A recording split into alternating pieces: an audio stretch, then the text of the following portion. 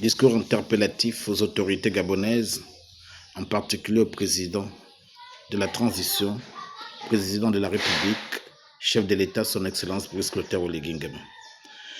Excellence, Monsieur le Président de la République, distinguées autorités gabonaises, mes chers compatriotes.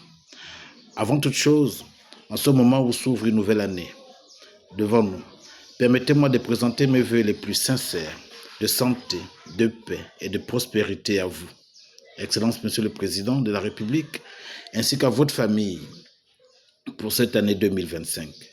Puis cette année vous apporter la force, la sagesse et l'inspiration nécessaires pour continuer à porter la lourde mais noble responsabilité qui est la vôtre, celle de guider notre nation vers un avenir meilleur.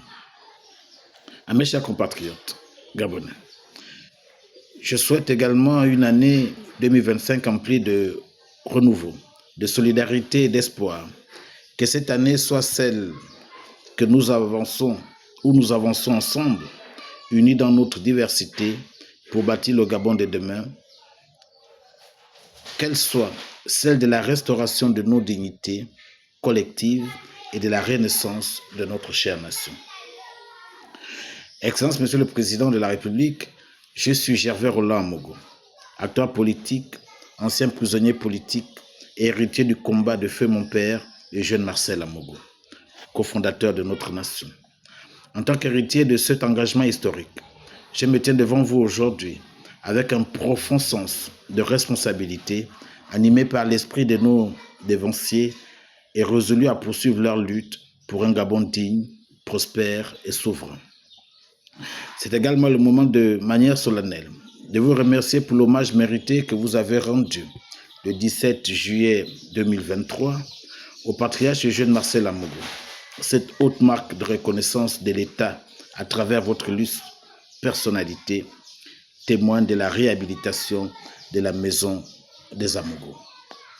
Aussi, et au nom de la famille Amogo, je vous transmets nos éternels remerciements. Comme disait Birago Diop, les morts ne sont pas morts. À moins de rajouter, ne laissons pas errer les ancêtres que nous avons appelés. Ce legs politique, je le porte avec humilité et détermination, conscient de l'exigence qu'il impose, celle de défendre les valeurs fondatrices de notre nation et de contribuer activement à la restauration de nos institutions, de notre dignité, de notre unité nationale et de notre identité collective. C'est dans cet esprit que je prends aujourd'hui la parole, animé par un devoir de vérité et une volonté sincère de contribuer à la noble cause de la restauration de notre cher pays, le Gabon. En cet instant solennel, je m'adresse à vous, Excellence, Monsieur le Président de la République, avec tout le respect et la considération que votre rang impose, mais aussi avec la franchise qu'appelle l'urgence des défis qui nous interpellent. Même mes 10 années de suspension salariale, arbitraire et inhumaine ne feront pas de moi un béni oui-oui. J'ai dit oui à la transition et à la restauration du Gabon depuis le 30 août 2023, mais dans la vérité, rien que la vérité pour la vérité.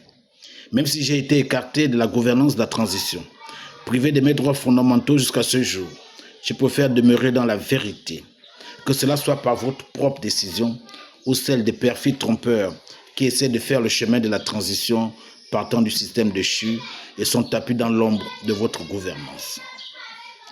Excellence, Monsieur le Président de la République, depuis le 30 août, le Gabon connaît une accalmie inédite.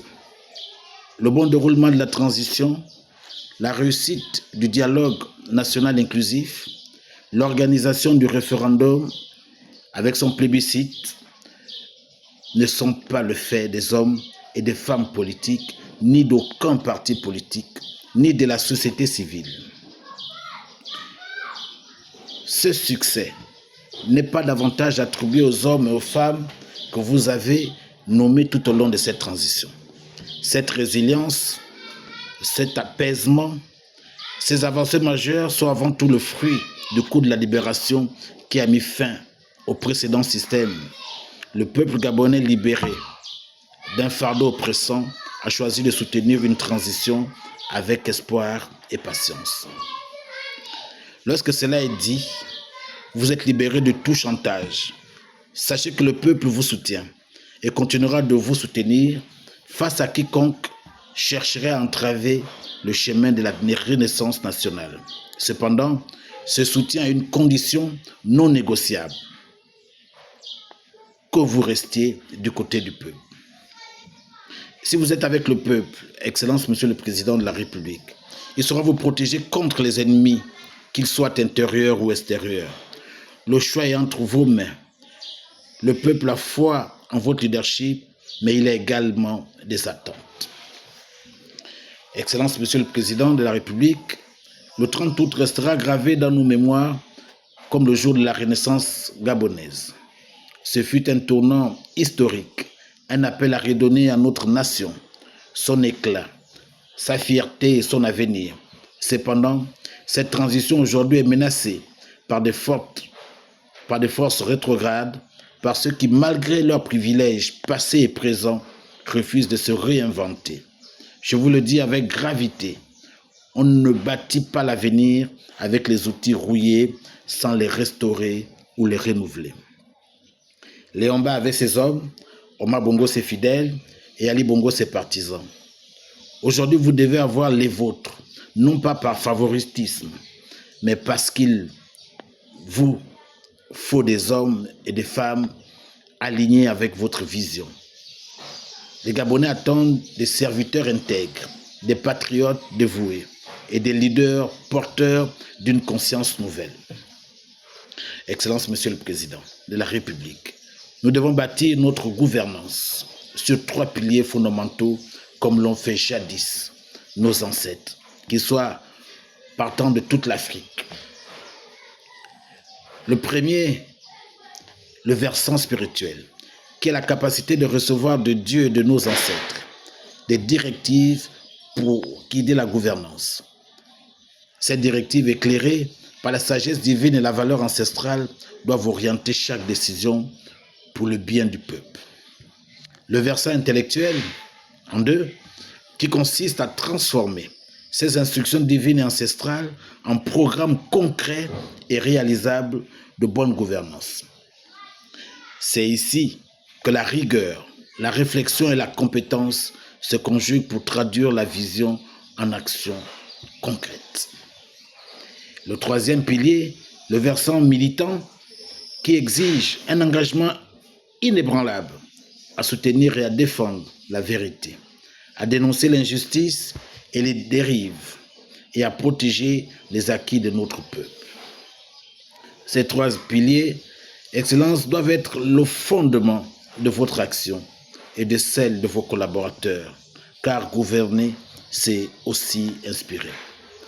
Thomas Sankara disait « Oser inventer l'avenir, c'est accepter de rompre avec les habitudes qui nous tirent vers le bas. » Cet avenir que nous appelons de nos voeux exige de vous des choix courageux, des ruptures nécessaires et une capacité à écouter la voix de ceux qui, dans l'ombre, œuvrent pour le bien commun.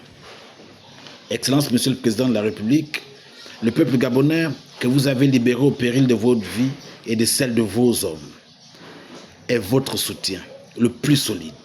Il vous suivra tant que vous incarnerez cette espérance, mais il n'acceptera plus de trahison ou des concessions faites à des intérêts partisans ou un mode de gouvernance ou d'attrait politique où l'on combat le chef pour espérer qu'il nous appelle.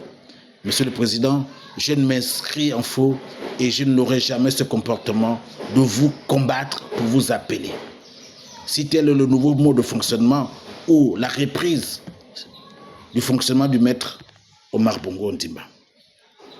Amilcar Cabral disait « Quand les lions ne se racontent pas leurs histoires, les chasseurs écrivent à leur place. » Aujourd'hui, vous avez l'occasion de réécrire l'histoire du Gabon, non avec les mots des vaincus, mais avec des actes d'un leader visionnaire, entouré d'hommes et de femmes, à la hauteur de vos ambitions pour ce pays.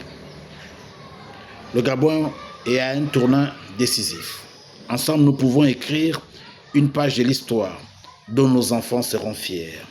Excellence, Monsieur le Président de la République, autorités gabonaises et chers compatriotes, que cette nouvelle année soit celle de la vérité, de la justice et de la dignité retrouvée.